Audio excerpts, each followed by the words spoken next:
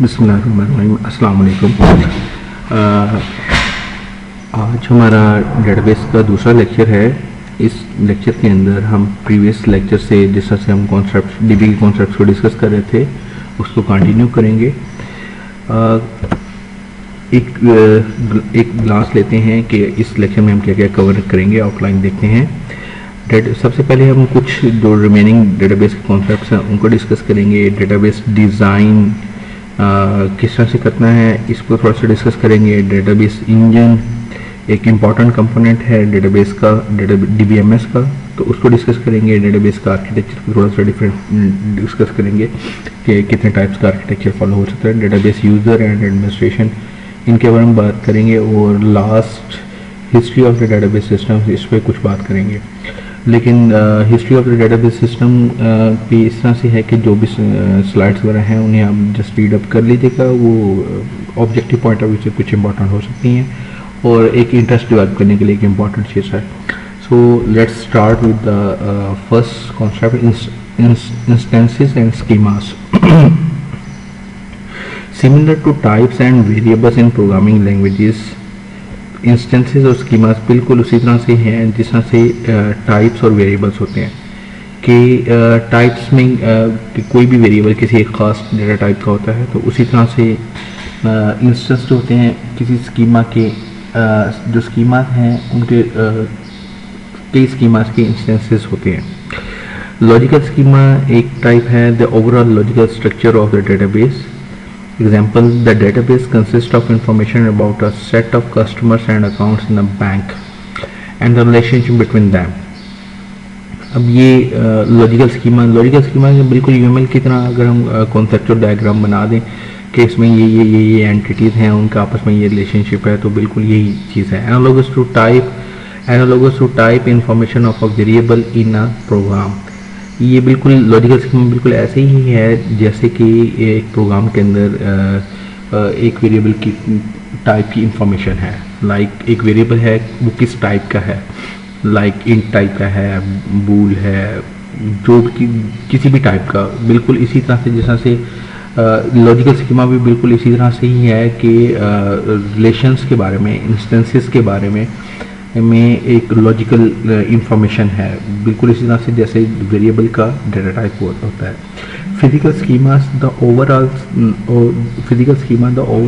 Physical structure of the database, कि database के अंदर डेटाबेस जो फिजिकल स्कीमा है ये डिपिक्ट करता है कि डेटा हार्ड डिस्क के ऊपर फाइल सिस्टम्स के अंदर किस तरह से पड़ा हुआ है फिजिकली, तो ये इस चीज़ को बताता है। इंस्टेंस क्या है, the actual content of the database at a particular point.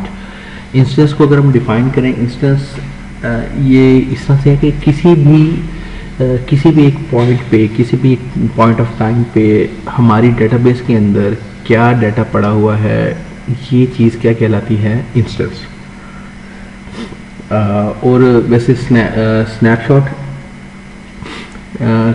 Backups लेते हैं जब डेटाबेस के, तो उसमें एक स्नैपशॉट का कीवर्ड होता है, तो वो किया जाता है कि जो उस पर्टिकुलर टाइम पीरियड के ऊपर जो डेटा पड़ा हुआ है, लाइक अगर स्टूडेंट का टेबल है तो उसमें अगर 10 स्टूडेंट का डाटा पड़ा हुआ है तो वो उस पर्टिकुलर पर वो एक इंस्टेंस है किसका, एक पर्टिकुलर डेटाबेस का।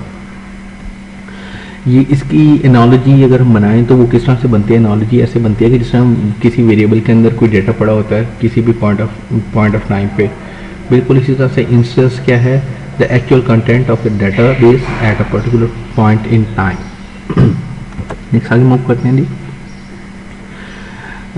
हमने इसे एक जो हमारा लॉकडाउन से पहले एक लेक्चर हुआ था उसमें भी हमने थोड़ा सा स्टडी किया था।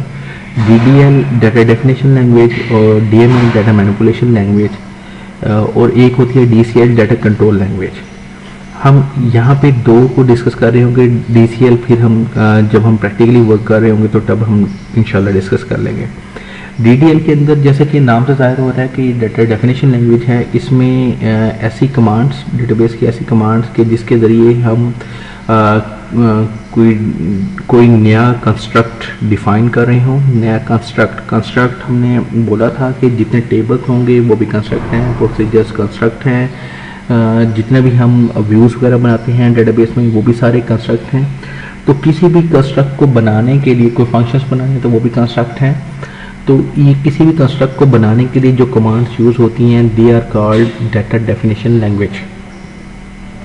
इसके अंदर नॉर्मली क्या क्या आ जाता है जी, डाटा डेफिनेशन लैंग्वेज के अंदर नॉर्मली आपके क्रिएट, ड्रॉप, ऑल्टर की कमांड आ जाती हैं।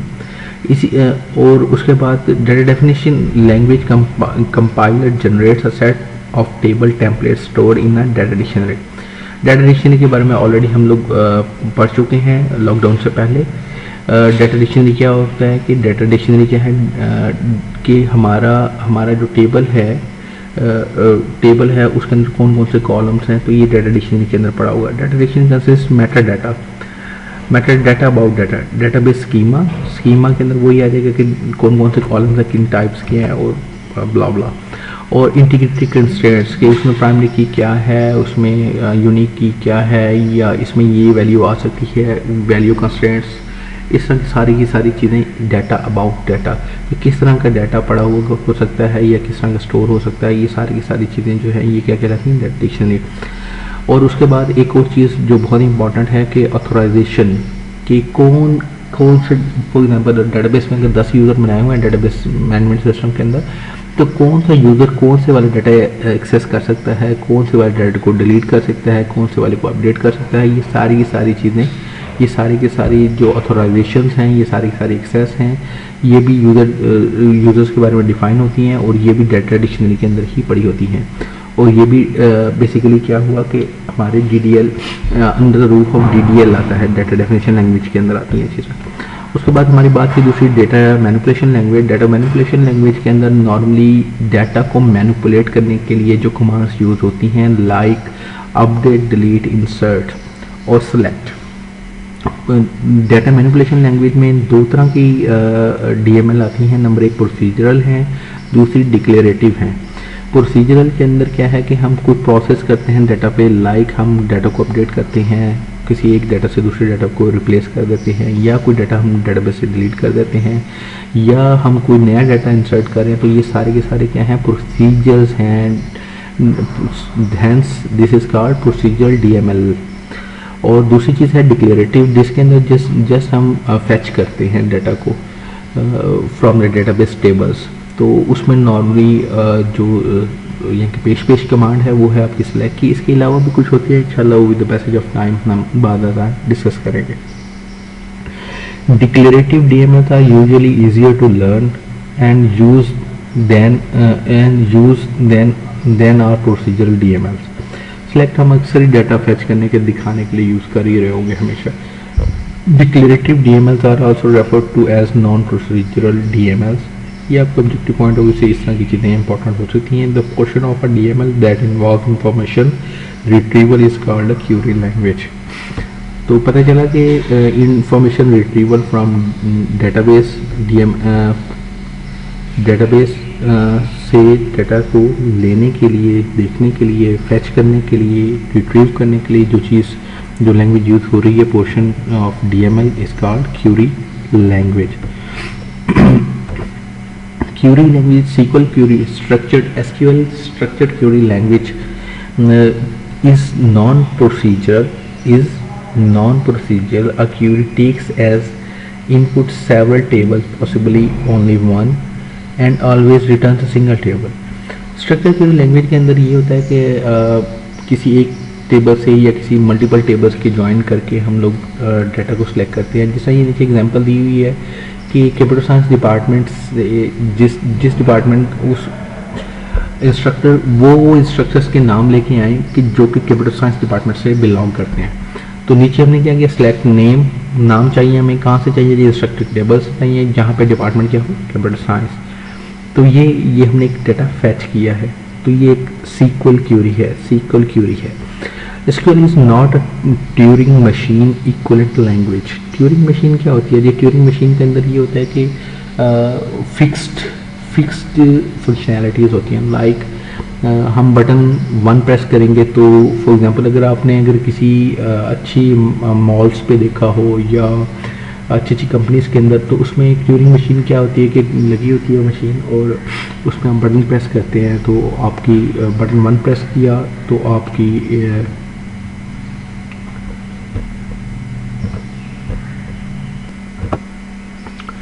SQL is not a Turing machine equivalent language. ये ट्यूरिंग मशीन की तरह के एक मैथमेटिकल मॉडल को फॉलो नहीं करती। To be able to compute complex functions, SQL is usually embedded in some higher level languages. मतलब ये ऐसा नहीं है कि आप इसमें हर किस्म के मैथमेटिकल मॉडल्स को आप इम्प्लीमेंट कर लें SQL को यूज़ करते, बल्कि SQL जो है ये एम्बेड होती है हाई लेवल लैंग्वेजेस को। हाई लेवल लैंग्वेजेस में आपके जावा, आपके पाइथन, आपके C++, ये सारी जो है ना वो आपकी इस्तेमाल होती है। Application program generally access database through one of language extensions to allow embedded SQL, या दूसरा क्या है application program interface JDBC which allow SQL queries to send to the database. कि या तो इनके दो तरह से जो है एप्लीकेशन जो है वो डेटाबेस को एक्सेस करती हैं। एक तो है कि कुछ इंटरफेस प्रोग्राम्स हैं जिनके नाम ही मेंशन है, इनके थ्रू ये जो ड्राइवर टाइप्स के इनको ड्राइवर डेटाबेस ड्राइवर्स भी कहते हैं। तो ये ODBC और JDBC ये डिफरेंट टाइप के ड्राइवर्स हैं जो कुछ डिफरेंट डेटाबेसेस को एक्सेस करने में मदद देते हैं। तो इनसे हम डायरेक्ट जो है डेटाबेस के साथ इंस्टेड ये हमारी यानी ये जो क्यूरीज हैं, बजाय इसके कि हम लिखें, ये जो ODBC जो ड्राइवर्स हैं ये खुद से जो है ये ग्राफिकल यूजर इंटरफेस देते हैं और ये खुद से क्यूरीज उसके इक्विवेलेंट क्यूरीज जनरेट करके डेटाबेस में डेटा फेच करके लाके देते हैं। जो कि ऊपर है language extension to allow embedded SQL, इसमें यह है कि हम डायरेक्ट क्यूरीज जो हैं वो लिखते हैं अपने कोड के अंदर। लाइक अगर हमने कोई जावा में कोई एप्लीकेशन बना रहे हैं तो उसमें डायरेक्ट क्यूरीज लिख देते हैं, तो ये क्यूरीज फिर एप्लीकेशन लेयर जो है वो डेटाबेस लेयर की तरफ फेंकती है और वहाँ से डेटा फेच करके लाती है। तो इस तरह से दो तरह से जो एप्लीकेशंस हैं वो डेटाबेस को एक्सेस करती हैं। डेटाबेस डिज़ाइन पे चलते हैं जी। The process of designing the general structure of the database, इसमें दो चीज़ें हैं। एक तो है कि logical design deciding on the database schema. Database design requires that we find a good collection of relation schemas. इसके अंदर दो चीज़ें, business decision what attribute should we record in the database. Logical database के अंदर logical design जो है इसमें normally UML objects जो हैं वो डिफाइन किए जाते हैं। तो उन UML के अंदर ऑब्वियसली एट्रीब्यूट्स होते हैं हर एंटिटी के, हर यू कैन से के हर जितनी भी एंटिटीज डिफाइन करेंगे उनके एट्रीब्यूट्स होंगे। लेकिन अब कुछ एट्रीब्यूट्स होते हैं जो कि कैलकुलेट किए जा सकते हैं। जिस तरह से अगर हमारे पास जो है वो डेट ऑफ बर्थ हम अगर सेव करें तो हम किसी भी पर्सन की एज बता सकते हैं कि इन ईयर्स, डेज एक्सेट्रा एक्सेट्रा। तो अब हमें क्या पर्सन की डेट ऑफ बर्थ सेव करनी है या उसकी एज सेव करनी है या कौन सी चीज़ हम कैलकुलेट कर लेंगे, ये हमारे कुछ डिसीजंस होंगे। ये business decisions, these are called business decisions. तो ये हमने कौन से एट्रीब्यूट्स रिकॉर्ड करने हैं और कौन से हम रन टाइम पे कंप्यूट कर लेंगे, ये सारी चीज़ें कंप्यूटर साइंस डिसीजंस हैं। What relation schemas should we have and how should the attributes be distributed among the various relation schemas. इसका सिंपली मतलब ये है कि कुछ है कंप्यूटर साइंस लेवल के हमारे डिसीजंस हैं कि जिसमें है कि अगर फॉर एग्जांपल अगर एक हमारा स्टूडेंट की एंटिटी है, स्टूडेंट का एक रिलेशन है। हमने लास्ट भी लेक्चर में बात किया था एंटिटी, रिलेशन, टेबल, ये तीनों एक ही चीज़ हैं। फ़र्क सिर्फ इतना है कि जब हम ER डायग्राम्स की बात करेंगे तो हम एंटिटीज़ का वर्ड यूज़ कर रहे होंगे और एट्रीब्यूट्स का यूज़ कर रहे होंगे। जब हम फिजिकल डेटाबेस की बात करेंगे तो हम टेबल्स और उनके कॉलम्स की बात कर रहे होंगे। जब हम स्कीमा की बात कर रहे होंगे तो देन हम रिलेशन और उसके एट्रीब्यूट्स की बात कर रहे होंगे। तो ये फ़र्क अपने जहनों में रखिएगा, लेकिन ये देखने के ये तीनों एक ही चीज़ के नाम हैं लेकिन डिफरेंट मोड्स के अंदर। बिल्कुल इसी तरह से कि जब इंसान एक पैदा होता है तो उसे बच्चा कहते हैं, जब वो बड़ा हो जाता है तो उसे एक बारीक मर्द या औरत का नाम दिया था, जब वो फोत हो जाता है तो उसे मुर्दा कहा था। इंसान वही होता है लेकिन उसकी फेजेस चेंज हो जाती हैं। बिल्कुल इसी तरह से ही है। और उसके बाद आगे आते हैं जी what relationship schema should we have and how should the attributes be distributed among the various relations। different tables हैं। for example एक है कि कौन सा स्टूडेंट कौन से कोर्सेज किस सेमेस्टर में ले रहा है, कौन सा स्टूडेंट कौन से कोर्सेज किस सेमेस्टर में ले रहा है। तो अब इसका मतलब ये हुआ कि पहले एक एंटिटी होगी स्टूडेंट की जिसके अंदर सारे स्टूडेंट की इंफॉर्मेशन पड़ी होगी और उसमें स्टूडेंट की आईडी भी होगी। इसी तरह से एक और रिलेशन होगा जिसके अंदर कोर्सेज पड़े होंगे सारे के सारे और उसमें ऑब्वियसली एक एट्रीब्यूट्स कोर्स आईडी भी होगा। इसी तरह से हर सेमेस्टर जितने भी सेमेस्टर्स गुजरते जा रहे हैं तो सेमेस्टर्स का एक टेबल होगा, उसके अंदर सारे के सारे सेमेस्टर्स इन रिटर्न पड़े होंगे कि फॉल स्प्रिंग 2020 एक्सेट्रा एक्सेट्रा सारे रोज़ की फॉर्म में सारे तरह सेमेस्टर्स पड़े होंगे और उसमें ऑब्वियसली सेमेस्टर आईडी भी होगा। तो अब किस सेमेस्टर में कौन से स्टूडेंट ने कौन सा कोर्स लिया, इसके लिए क्या होगा कि हमें एक और टेबल बनाना पड़ेगा, एक नया रिलेशन बनाना पड़ेगा जिसके अंदर तमाम ये जो पहले तीन हमने टेबल्स बताई हैं इनकी फॉरेन कीज़ के तौर पे इनकी प्राइमरी की ज़्यादा फॉरेन कीज़ आएंगी। तो basically we are distributing the attributes of what student, course ID and semester ID into what जो कि टेबल क्या कैरी कर रहा है कि कौन सा स्टूडेंट कौन से कोर्स किस सेमेस्टर में पढ़ रहा है। तो ये बेसिकली किसके एट्रीब्यूट्स कैसे डिस्ट्रीब्यूट करने हैं अमंग द स्कीमा ताकि हम डिफरेंट टाइप का डेटा जो है यानी कि डिफरेंट रिलेशंस को आपस में जोड़ लें और फिर उसके बाद उनमें से डेटा को हम एक्सट्रैक्ट कर सकें।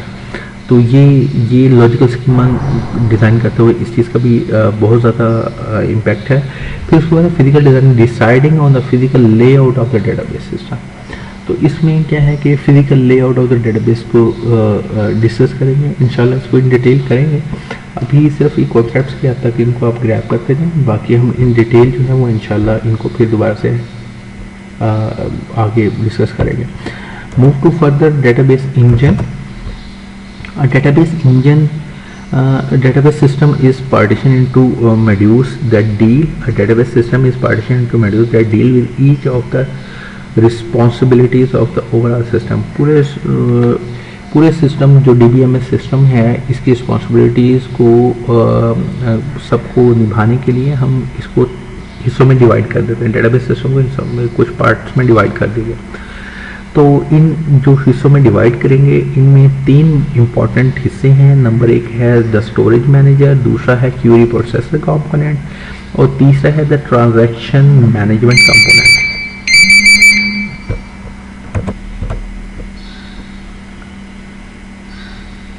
तो इसमें जो सेकंड वन है हम इसे बाद में डिस्कस करेंगे। जो फर्स्ट और थर्ड है इसको हम डिस्कस करते हैं। So first is storage manager, a program module that provides the interface between the low-level data stored in the database and the application program and queries submitted to the system। तो ये क्या कर रहा है कि एक इंटरफेस प्रोवाइड कर रहा है कि किस तरह से लो लेवल डाटा स्टोर जो है मतलब कि हार्ड डिस्क के ऊपर डाटा कैसे स्टोर है, फाइल सिस्टम वगैरह।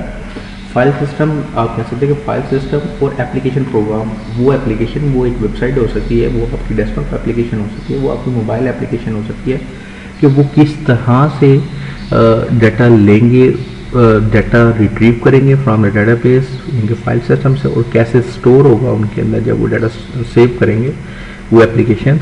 तो ये चीज़, ये वाला काम, ये जो बहुत इंपॉर्टेंट टास्क है ये कौन मैनेज कर रहा होता है?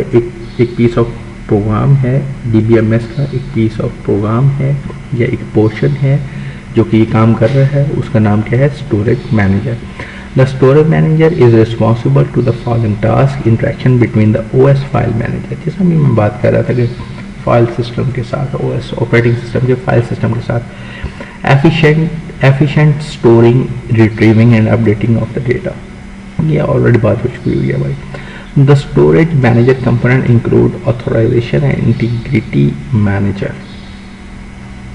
इसकी और क्या क्या चीज़ें इसमें शामिल हैं? एक तो ये है कि कौन सा डाटा कौन सा यूज़र ऑथोराइज है एक्सेस करने का, कौन सा डाटा वो इंसर्ट कर सकता है, किस टेबल में वो इंसर्शन नहीं कर सकता, किस टेबल से कौन सा यूज़र डेटा डिलीट कर सकता है, कौन नहीं कर सकता, या अगर एक टेबल ए से डाटा डिलीट हुआ है तो उसके जो चाइल्ड आगे उस रिकॉर्ड के जो चाइल्ड रिकॉर्ड है उनको भी डिलीट करना ज़रूरी है। तो ये सारी की सारी चीज़ें मैनेज कौन कर रहा है जी, स्टोरेज मैनेजर। इसके अलावा स्टोरेज मैनेजर हमारे लिए ट्रांजैक्शन मैनेजर, इसके अंदर फर्दर क्या चीज़ शामिल है, component transaction manager. Transaction manager basically क्या कर रहा होता है कि ट्रांजैक्शंस को, ट्रांजैक्शन क्या होता है कि एक चंक ऑफ सीक्वल स्टेटमेंट्स जो कि एग्जीक्यूट हो, वो किसी एक टेबल को भी हिट कर सकती हैं, सारी की सारी सीक्वल स्टेटमेंट्स, वो मल्टीपल टेबल्स को भी हिट कर सकती हैं। लेकिन वो पूरा चंक होता है कि अगर ये चले, ये जो सारी स्टेटमेंट्स चले तो सारी की सारी एग्जीक्यूट हो, ना एग्जीक्यूट हो तो वो इनमें से एक भी ना हो। तो ये इसे कहते हैं एक ट्रांजैक्शन मतलब एक दफ़ा में, जिस तरह से हमारे आम उसमें क्या होता है कि बैंक की ट्रांजैक्शंस की बात की जाती है कि एक दफ़ा अगर किसी से कोई चीज़ खरीद ली या किसी को कुछ बेच दी या कोई बैंक के अंदर पैसे जमा करा दिए, तो ये ट्रांजैक्शंस हैं। उसके बाद जो है वो है फाइल मैनेजर। ये भी इसमें ये कंपोनेंट भी इसके फाइल्स डेटाबेस की फाइल्स होती है, LMD फाइल्स और उसके बाद लॉग फाइल्स। तो ये जो फाइल्स हैं ये मैनेज कर रहा होता है, ये भी स्टोरेज मैनेजर कर रहा होता है। उसके बाद बफर मैनेजर क्या है कि जब प्रोसेसिंग हो रही होती है, लाइक अगर कोई भी सीक्वल जो है ना, बहुत बड़ा एक पीस ऑफ सीक्वल कोड लिखा हुआ है और उसकी प्रोसेसिंग हो रही है, तो बजाय इसके कि बार बार DB हिट्स करके फिजिकल स्टोरेज या कि हार्ड डिस्क से डाटा को फैच किया जाए, तो बफर्स के अंदर जो है वो डाटा को मैनेज किया जाता है कि थोड़ी देर के लिए टेम्परेरी स्टोर किया जाता है ताकि फास्ट प्रोसेसिंग हो सके। तो ये एक बफर मैनेजर एक कंपोनेंट है, वो भी इस स्टोरेज मैनेजर का एक पार्ट है। ठीक है जी, आगे मूव करते हैं जी। Storage manager, the storage manager implement several data structures as a part of the physical system implementation। Storage manager, अच्छा अब हमने डाटा स्ट्रक्चर्स के अंदर आप लोग अगर आप पढ़ चुके हैं तो डाटा स्ट्रक्चर के अंदर आप देखेंगे, या हमने वो लिंक लिस्ट वगैरह के बारे में बात की थी ऊप के एंड में, जब ऊप के आखिरी कुछ लेक्चर्स चल रहे थे तो उसमें हमने लिंक लिस्ट की बात की थी। तो लिंक लिस्ट भी एक डाटा स्ट्रक्चर है। तो स्टोरेज मैनेजर है वो डिफरेंट डाटा स्ट्रक्चर्स इम्प्लीमेंट करता है, मतलब डिफरेंट डाटा स्ट्रक्चर्स के अंदर डाटा को सेव करता है। उनमें क्या क्या है, डाटा फाइल्स हैं, store the database file, database itself, data dictionary है, डाटा डिक्शनरी की मतलब डाटा अबाउट डाटा, वो सारे के सारा, और इंडेक्सेस का सुना होगा, इंडेक्सेस या इंडेक्सेस। तो can provide fast access to, indexes होते क्या हैं जी, can provide the fast access to data items. जो हमारा फर्स्ट लेक्चर हुआ था तो उसके अंदर हमने हैश टेबल और इंडेक्सेस को डिस्कस किया था, इस डेटाबेस का जो फर्स्ट हमारा लेक्चर हुआ था। तो होप सो वो कॉन्सेप्ट आप लोगों के माइंड में होगा। उसके बाद नेक्स्ट आगे मूव करते हैं जी, transaction management. A transaction management is a collection of operations that perform a single logical function in a database application। Transaction की डेफिनेशन क्या है, a transaction is a collection of operation का मतलब हम डेटाबेस के अंदर जो ऑपरेशन हैं वो सीक्वल कमांड्स के थ्रू ही करते हैं, सीक्वल क्यूरीज के थ्रू ही करते हैं। तो उनको that perform the single logical function, किसी एक काम को करने के लिए, मतलब वो सारी की सारी जो सीक्वल लिखी हुई है जिसमें मुख्तलिफ ऑपरेशंस परफॉर्म हो रहे हैं वो डेटाबेस एप्लीकेशन पे, तो वो एक सिंगल लॉजिकल यूनिट के हैसियत से, एक सिंगल लॉजिकल फंक्शनैलिटी की हैसियत से अगर वो परफॉर्म होता है तो इस चीज़ को क्या कहते हैं, transaction management component ensures that the database remains in a consistent state despite system failure. कि अगर फॉर एग्जांपल दरमियान में 10 सीक्वल कमांड्स थी, अगर उनमें से कोई एक भी फेल हो जाती है तो पूरी की पूरी ट्रांजैक्शन, पूरी की पूरी वो जो जहाँ से स्टार्ट हुआ था, लाइक लेट्स सपोज पहली सीक्वल कमांड नंबर 1 एग्जीक्यूट हुई, 2 एग्जीक्यूट हुई, 3 एग्जीक्यूट हुई, ये तीनों ठीक एग्जीक्यूट हो गई। जब चौथी पे आए, जब चौथी एग्जीक्यूट होने लगी तो कोई एरर आ गया। तो अब अगर इन 10 या इन 4 ये जो सीक्वल कमांड्स इनके ऊपर ट्रांजैक्शन लगी हुई है, तो इसका मतलब ये होगा कि वो चौथी पे जिस पे जाके एरर आया था, तो अब पिछली जो 3 सही एग्जीक्यूट हुई थी, उन्होंने जो ऑपरेशंस किए थे उनको भी रिवर्ट किया जाएगा, क्योंकि ये चारों स्टेटमेंट्स का, ये चारों सीक्वल कमांड्स का एक ट्रांजैक्शन थी। अब उन चारों में से अगर एक भी फेल हुई तो इसका मतलब चारों की चारों फेल हुई हैं, लिहाजा इसको वापस उसी स्टेट पे लेके जाया जाएगा, डेटाबेस को उसी इंस्टेंस पे लेके जाया जाएगा, उसी हालत पे लेके जाया जाएगा जो कि इन 3 स्टेटमेंट्स के एग्जीक्यूट होने से पहले थी। लिहाजा क्या पता चला कि ट्रांजैक्शन मैनेजमेंट कंपोनेंट का काम क्या है कि अगर कहीं फेलियर हो भी जाता है, कहीं कोई एरर आ भी जाता है, वो पावर फेलियर की वजह से होता है, वो ऑपरेटिंग सिस्टम की क्रैश की वजह से हो सकता है, वो कोई रॉन्ग डेटा की वजह से कोई एरर आ सकता है, तो किसी भी वजह से प्रोसेसिंग के दौरान एरर आ सकता है। तो वो एरर आए लेकिन डेटाबेस करप्ट ना हो, बल्कि क्या हो कि वो सारी की सारी जितनी उससे पहले सीक्वल कमांड एग्जीक्यूट हुई थी, वो सारी की सारी रोल बैक होके प्रीवियस स्टेट के अंदर वापस चला जाए। तो ये ट्रांजैक्शन मैनेजमेंट कंपोनेंट ये काम करता है। इसके अलावा क्या करता है जी, कंकरेंसी कंट्रोल मैनेजर, वो काम भी ट्रांजैक्शन मैनेजमेंट क्या होता है कि लाइक अगर कोई 10 ट्रांजैक्शन यानी कि 10 लोग जो है वो डेटाबेस को हिट कर रहे हैं, एक ही डाटा को, एक ही टेबल्स को 10 लोग बैठे हिट कर रहे हैं, अगर उनकी ट्रांजैक्शंस अलग-अलग नहीं होंगी तो फिर वो कंकरेंट कैसे काम, मतलब कंकरेंट यूजर्स को कैसे सही डाटा जो है वो प्रोवाइड किया जा सकेगा। लाइक अगर यूजर ए ने टेबल एम्प्लॉयज़ का टेबल है उसमें से डाटा चाहा, फिर 2 यूजर ने भी एम्प्लॉयज़ के टेबल से डाटा चाहा, और वसीम का फॉर लेट्स से कि वसीम का डाटा चाह रहे हैं, तो ये सारे के सारे अगर एक ही वो करे, अगर हर कोई अपनी अपनी ट्रांजैक्शन के अंदर करेगा तो सबको सबका डाटा मिलेगा, क्योंकि कोई इंटरफेरेंस नहीं होगी एक दूसरे की साथ। तो इस तरह से कंकरेंट जो है वो सबको सारे के सारे जितने भी यूजर्स हैं उनको डाटा फैच हो जाएगा। या अगर कोई इंसर्ट करना चाह रहे हैं, कोई ये नहीं होगा कि ए जो है वो मांग किसी एम्प्लॉय वसीम कर रहा है तो उसके पास इमरान का डेटा चला जाए, तो इस तरह का नहीं होगा। ये भी कौन कर रहा होगा, इंश्योर, ये कौन सा कंपोनेंट डेटाबेस का इंश्योर करता है, ट्रांजैक्शन मैनेजर जो है वो इस चीज़ को कर रहा होगा। नेक्स्ट मूव करते हैं कि डेटाबेस आर्किटेक्चर पर।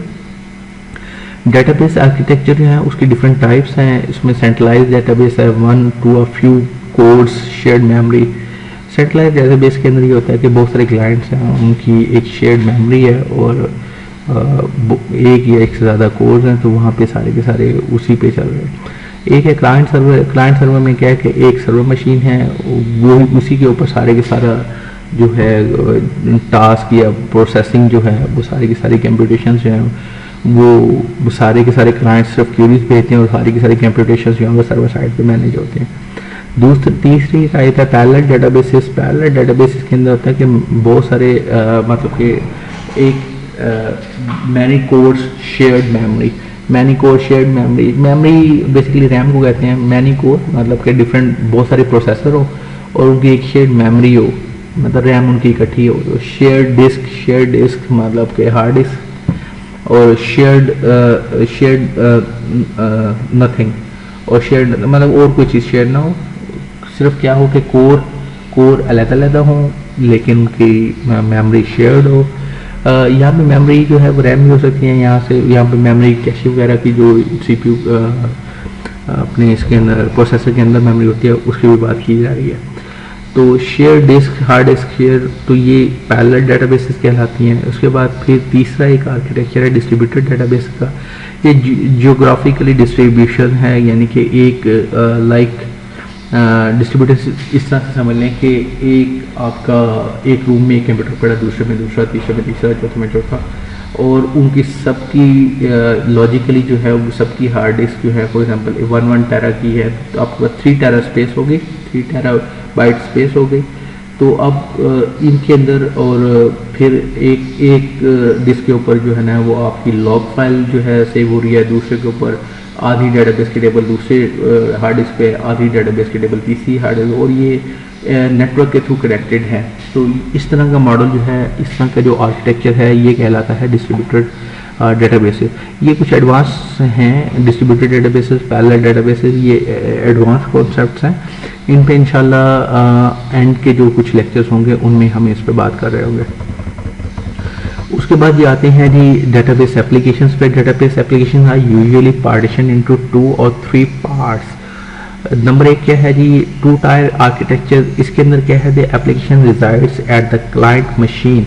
मतलब जो एप्लीकेशन हमने बात किए थे कि 3 होती है, 3 मॉड्यूल, मतलब कि किसी भी हमने जो वेब की कुछ प्रोजेक्ट्स किए थे तो उसमें देखा था कि एक एप्लीकेशन लेयर होती है, मतलब कि जिसके अंदर कोड पड़ा होता है, वो पाइथन में हो सकता है, वो PHP में हो सकता है, वो आपका जावा में हो सकता है। तो ये सारे के सारे एप्लीकेशन लेयर है। फिर एक डेटाबेस लेयर है जिसके अंदर सीक्वल होती है, या उसके डेटाबेस लेयर के अंदर सब डाटा स्टोर और रिट्रीव हो रहा होता है। और इसके बाद जो फ्रंट एंड होती है उसके अंदर क्या होता है कि उसके अंदर आपको मिल रहा होता है आपके HTML, CSS, जावास्क्रिप्ट वगैरह वो होते हैं। तो ये 2 टायर के अंदर सिंपल क्या होगा कि एप्लीकेशन जो है वो क्लाइंट साइड पे है, एप्लीकेशन क्लाइंट साइड पे है, और जो डेटाबेस सर्वर है वो सेपरेट होता है। और जो 3 टायर आर्किटेक्चर होता है, 3 टायर आर्किटेक्चर के अंदर आपकी ये तीनों चीज़ें सेपरेट होती हैं कि आपका क्लाइंट अलग है, आपका एप्लीकेशन सर्वर अलग है, और आपका डेटाबेस सर्वर अलग है। तो ये एक डायग्राम की फॉर्म में भी अगर आप देखना चाहें तो यूज़र, उसकी एप्लीकेशन, ये क्लाइंट साइड हो गई, और उसके बाद डेटाबेस सर्वर अलग है। ये 2 टायर आर्किटेक्चर था। और इस साइड पे अगर हम देखें दूसरी साइड पे, तो यहाँ पे यूज़र, एप्लीकेशन, क्लाइंट, ये एक साइड पे है, लेकिन एप्लीकेशन सर्वर जहाँ प्रोसेसिंग होनी है, सारी की सारी जो भी कमांड्स हैं प्रोसेस होनी है, ये अलग है। और डेटाबेस सिस्टम, जो डेटाबेस का सर्वर है वो अलग है। तो ये दरमियान में नेटवर्क से कनेक्टेड है। तो ये 2 टायर और 3 टायर आर्किटेक्चर हो गए डेटाबेस के। उसके बाद डेटाबेस सिस्टम्स के, डेटाबेस एडमिनिस्ट्रेटर की कुछ रोल्स एंड रिस्पॉन्सिबिलिटीज़ यहाँ पे लिखी हुई हैं, इनको रीड कर लीजिएगा। अगर आप में से कल कोई बड़ा हो गया डेटाबेस एडमिनिस्ट्रेटर बनता है तो उनको मिनिमम ये वाले ऑपरेशन तो करने ही होंगे, इसके अलावा बहुत सारे ऑपरेशन हैं। ठीक है जी। और ये आगे हिस्ट्री स्टार्ट हो रही है, तो हिस्ट्री को आप लोग पढ़ लीजिएगा विद पॉइंट के, शायद कोई इसमें सब्जेक्टिव वो इन चीज़ों को हम देख लें। ठीक है जी, थैंक यू वेरी मच। अगर किसी को क्वेश्चन है तो फिर काइंडली हमें बता दीजिएगा नेक्स्ट जो डिस्कशन आ रहे होंगे उसके अंदर। थैंक यू वेरी मच, अल्लाह हाफिज़।